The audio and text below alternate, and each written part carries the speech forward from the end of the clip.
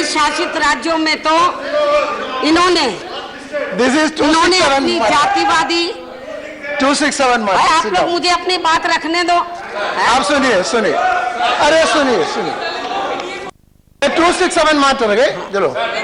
मान्यवर, जब से केंद्र में बीजेपी व इनकी एनडीए की सरकार बनी है तो तब से पूरे देश में और खासकर बीजेपी शासित राज्यों में तो इन्होंने अपनी जातिवादी, सांप्रदायिक व पूंजीवादी मानसिकता के तहत चलकर अपने राजनीतिक स्वार्थ में वे अपने नफे नुकसान को भी सामने रखकर यहाँ विशेषकर गरीबों, दलितों, पिछड़ों, अल्पसंख्यकों, मजदूरों, किसानों एवं मध्यम वर्ग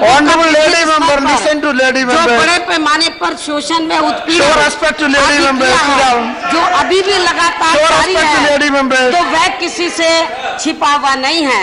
और इस संदर्भ में मान्यवर, इस संदर्भ में मैं पूरे सदन का ध्यान उत्तर प्रदेश में बीजेपी व इनकी सरकार द्वारा एक सोची समझी राजनीतिक साजिश व स्वार्थ के तहत वहां जिला सहारनपुर के सब्बीपुर गांव में कराए गए दलित उत्पीड़न कांड की तरफ दिलाना चाहती हूं, जिस पर पर्दा डालने के लिए बाद में फिर इन्होंने एक दलित संगठन को भी इस्तेमाल करके इसे जातीय हिंसा का रंग दिया है, रूप दिया है।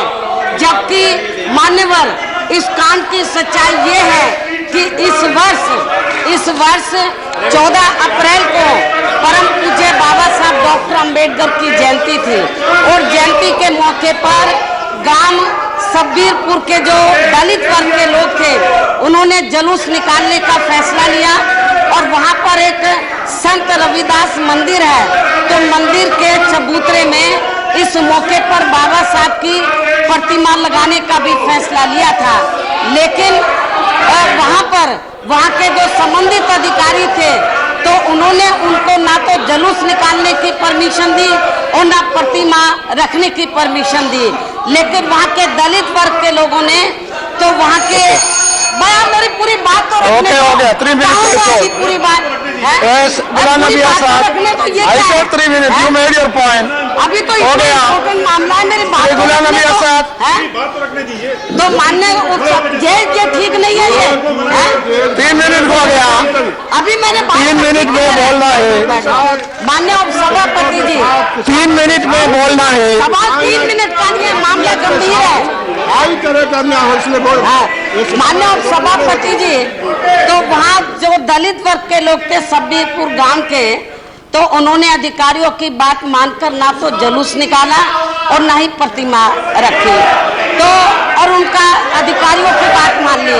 उसके बाद 14 अप्रैल के बाद अगले महीने फिर 5 मई को महाराणा प्रताप की जयंती के मौके पर तो उनके अनुयायी लोग तो वहां पर जुलूस निकाल रहे थे, तो वहां के दलित वर्ग के लोगों ने तो जो अनुयायी लोग थे उनसे उन्होंने कोई झगड़ा नहीं किया, उनको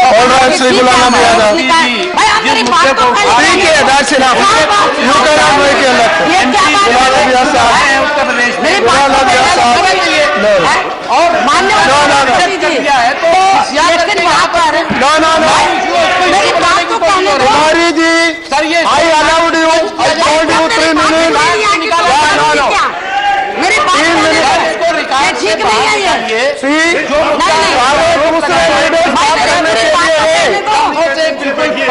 भाई मेरी बात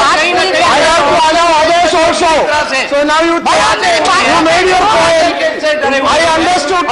नहीं ये you made your point, I understood। नहीं I have to allow others also। I allowed you। Notice है, no 0 आवर नहीं है ये, you cannot monopolize। no don't do that। 0 our नहीं है ये, स्थगन प्रस्ताव मैंने बोला आप 3 मिनट बोलना है, रखने दो आप। मेरी थोड़ी और बात है, अभी तो 5 मिनट हो गया भाई, मैंने बोला 3 मिनट। नहीं 3 मिनट वो लोग उधर से सब बोलते हैं, अच्छा नहीं, मेरी बात पूरी रखने दो। अच्छा नहीं। माननीय उपसभापति जी, मैं आपसे रिक्वेस्ट कर रही हूँ, मेरी बात जरूरी बात है, इम्पोर्टेंट बात है, मेरी बात को रखने दो। Yes, तो you made your point। See, मैं ये कहना चाहती हूँ in 267, you can only ask for a discussion.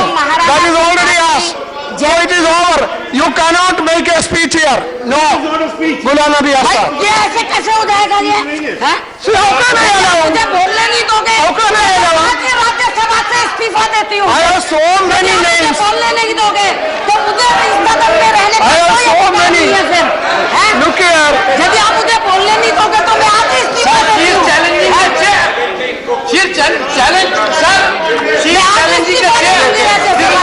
I have 8 names. What do I do? मेरी बात नहीं रखने दोगे मुझे इस हाउस में रहने का कोई नैतिक अधिकार नहीं है यदि मैं अपने समाज की बात नहीं रख सकती हूँ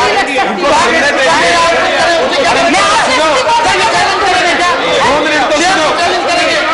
मेरी बात सुनने के लिए वहाँ पर दलित लोग मैं आज ही इस्तीफा देती हूँ राज्यसभा से 7 मिनट हो गया. अरे सुनो